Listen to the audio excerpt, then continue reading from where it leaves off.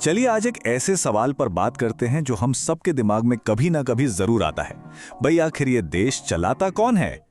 आइए आज भारत की कार्यपालिका यानी एग्जीक्यूटिव की दुनिया में गोता लगाते हैं और इस सवाल का जवाब ढूंढते हैं। तो सत्ता की असली चाबी आखिर है किसके हाथ में? क्या ये वो चेहरे हैं जो हमें टीवी पर दिखते हैं, या फिर पर्दे के पीछे कोई और है? क्या वो राष्ट्रपति हैं, प्रधानमंत्री, या फिर वो लाखों सरकारी अफसर जो इस पूरे सिस्टम को दिन रात चलाते हैं? चलिए इस पहेली को परत दर परत सुलझाते हैं। अच्छा, तो हमारा रोड मैप क्या होने वाला है? सबसे पहले हम समझेंगे कि सरकार का इंजन क्या होता है, फिर देखेंगे कि दुनिया भर में सरकारें कैसे चलती हैं। इसके बाद हम भारत के अपने मॉडल, राष्ट्रपति की भूमिका और प्रधानमंत्री और उनके मंत्रियों की असली ताकत को जानेंगे। और आखिर में हम उस परमानेंट सरकार की बात करेंगे जो हमेशा रहती है, हमारी ब्यूरोक्रेसी। तो चलिए पहले पड़ाव से शुरू करते हैं, कार्यपालिका, जिसे हम सरकार का इंजन भी कह सकते हैं। इसको ऐसे समझिए कि सरकार एक गाड़ी है, तो संसद यानी लेजिस्लेचर वो है जो रास्ता तय करती है।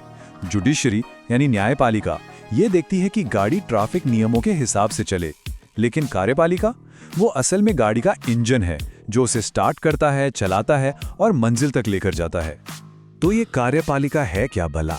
सीधी सीधी भाषा में कहें तो ये सरकार का वो हिस्सा है जिसका काम है संसद में बने कानूनों और पॉलिसीज को जमीन पर लागू करना। देश का जो भी दिन प्रतिदिन का कामकाज है, एडमिनिस्ट्रेशन है, वो सब यही संभालती है। ये सरकार के वो हाथ पैर हैं जो असल में सारा काम करते हैं। अब इस इंजन के भी आप कह सकते हैं दो बहुत जरूरी हिस्से हैं। एक है पॉलिटिकल एग्जीक्यूटिव, मतलब हमारे चुने हुए नेता, प्रधानमंत्री और उनके मंत्री। ये टेम्पररी होते हैं, हर 5 साल में चुनाव से आते जाते हैं और पॉलिसी का डायरेक्शन तय करते हैं। और दूसरी है परमानेंट एग्जीक्यूटिव, मतलब हमारे सिविल सर्वेंट्स, IAS, IPS अफसर। सरकारें बदल जाती हैं पर यह मशीनरी हमेशा अपनी जगह रहती है और काम करती रहती है। अच्छा, भारत के सिस्टम को और गहराई से जानने से पहले क्यों ना एक छोटा सा वर्ल्ड टूर किया जाए। देखते हैं कि बाकी देश अपनी सरकारें कैसे चलाते हैं। ये समझना बड़ा मजेदार है। देखिए, दुनिया में मोटे तौर पर 3 तरह के सिस्टम चलते हैं। पहला है पार्लियामेंट्री सिस्टम, जैसा भारत और यूके में है। यहाँ हेड ऑफ स्टेट जैसे हमारे राष्ट्रपति और हेड ऑफ गवर्नमेंट यानी प्रधानमंत्री अलग अलग होते हैं।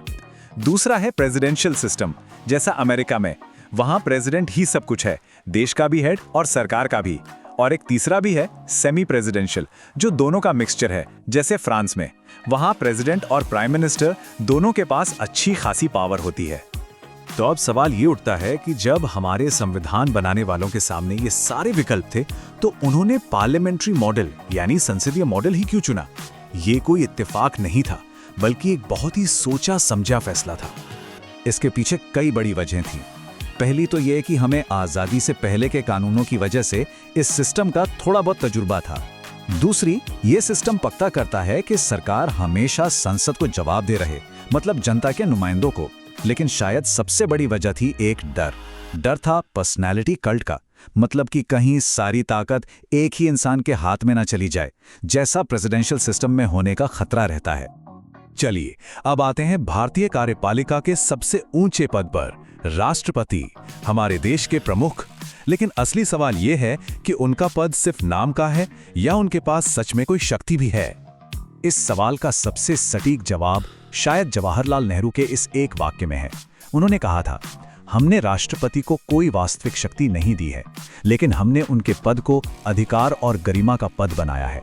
मतलब पद बहुत सम्मान वाला है, लेकिन असली ताकत कहीं और है। लेकिन रुकिए, इसका मतलब ये भी नहीं है कि राष्ट्रपति सिर्फ एक रबर स्टैंप है। नहीं, बिल्कुल नहीं। संविधान उन्हें कुछ खास हालात में अपनी समझ और विवेक से काम करने की ताकत देता है। इन्हें उनकी डिस्क्रिशनरी पावर्स या विशेषाधिकार कहते हैं। तो क्या है ये शक्तियां? पहली, वो सरकार की किसी भी सलाह को एक बार फिर से सोचने के लिए वापस भेज सकते हैं। दूसरी, उनके पास वीटो पावर है, जिससे वो संसद से पास हुए बिल को मंजूरी देने में देरी कर सकते हैं या रोक सकते हैं। और तीसरी, जो शायद सबसे जरूरी है, जब चुनाव में किसी भी पार्टी को साफ बहुमत नहीं मिलता, तब किसे प्रधानमंत्री बनाना है, ये फैसला राष्ट्रपति अपनी समझ से करते हैं। इसका एक जबरदस्त किस्सा 1986 का है। तब राष्ट्रपति थे ज्ञानी जैल सिंह और उनके पास एक काफी विवादित इंडियन पोस्ट ऑफिस बिल आया। उन्होंने उस बिल पे ना तो साइन किए, न ही उसे मना किया और न ही उसे वापस भेजा, बस उसे अपने पास रख लिया। इसी को कहते हैं पॉकेट वीटो, और उनके इस एक कदम ने उस बिल को कानून बनने से हमेशा के लिए रोक दिया। तो अगर राष्ट्रपति देश के सेरेमोनियल हेड हैं, तो फिर सरकार का असली रिमोट कंट्रोल किसके हाथ में है? यहीं पर एंट्री होती है प्रधानमंत्री और उनकी मंत्री परिषद की। यही वो सेंटर ऑफ पावर है जिसके इर्द गिर्द पूरी सरकार घूमती है। हमारे संसदीय सिस्टम का एक गोल्डन रूल है, सामूहिक जिम्मेदारी। इसका सीधा सा मतलब है कि पूरी मंत्री परिषद एक टीम है और वो लोकसभा के प्रति जवाबदेह है। कहावत है ना, साथ में तैरेंगे साथ में डूबेंगे। मतलब अगर किसी एक मंत्री के खिलाफ भी अविश्वास प्रस्ताव पास हो गया तो पूरी सरकार को इस्तीफा देना पड़ता है। पहले एक जमाना था जब राजनीतिक दलों को खुश करने के लिए बहुत बड़ी बड़ी जंबो कैबिनेट बना दी जाती थी। इस चीज को रोकने के लिए 2003 में एक कानून लाया गया। 91वें संविधान संशोधन से ये तय हो गया कि मंत्रियों की कुल संख्या लोकसभा के टोटल मेंबर्स के 15% से ज्यादा नहीं हो सकती। और हाँ, एक बहुत ही दिलचस्प बात है, प्रधानमंत्री कितने पावरफुल होंगे ये इस बात पर भी बहुत निर्भर करता है कि सरकार कैसी है। जब किसी एक पार्टी को पूरा बहुमत मिलता है तब प्रधानमंत्री बहुत ताकतवर होते हैं, लेकिन जब मिलीजुली सरकार यानी गठबंधन की सरकार होती है, जैसा कि 1989 के बाद अक्सर देखा गया है, तो प्रधानमंत्री को अपने सहयोगियों से पूछकर समझौते करके चलना पड़ता है। उनकी पावर थोड़ी बढ़ जाती है। चलिए अब बात करते हैं सरकार के उस हिस्से की जो शायद सबसे कम दिखाई देता है, पर जिसके बिना एक दिन भी काम नहीं चल सकता। यह है हमारी नौकरशाही या ब्यूरोक्रेसी, देश की परमानेंट मशीनरी। भारत की सिविल सर्विसेज को मोटे तौर पर 3 हिस्सों में बांटा जा सकता है। सबसे पहले है ऑल इंडिया सर्विसेज, जैसे आईएएस और आईपीएस, जो केंद्र और राज्य दोनों के लिए काम करते हैं। फिर है सेंट्रल सर्विसेज, जैसे कि इंडियन फॉरेन सर्विस या रेवेन्यू सर्विस, जो सिर्फ केंद्र सरकार के अंडर काम करते हैं। और फिर हर राज्य की अपनी सर्विसेज होती हैं। इस पूरी ब्यूरोक्रेसी को एक बिल्डिंग के स्टील फ्रेम की तरह समझिए। बिल्डिंग का डिजाइन, उसका रंग रोगन, यानी सरकारें तो हर 5 साल में बदल सकती हैं, लेकिन ये स्टील का ढांचा हमेशा वही रहता है और बिल्डिंग को मजबूती देता है। इनसे यही उम्मीद की जाती है कि ये किसी भी राजनीतिक पार्टी का पक्ष लिए बिना उस वक्त की चुनी हुई सरकार को उसकी नीतियां बनाने और लागू करने में मदद करें। तो घूम फिर कर हम उसी बड़े सवाल पर वापस आते हैं। एक तरफ हमें एक ताकतवर सरकार चाहिए जो देश के लिए बड़े और तेज फैसले ले सके, और दूसरी तरफ हमें उस ताकत पर एक लोकतांत्रिक कंट्रोल भी चाहिए ताकि वो बेलगाम ना हो जाए। क्या भारत इन दोनों के बीच एक सही बैलेंस बना पाया है?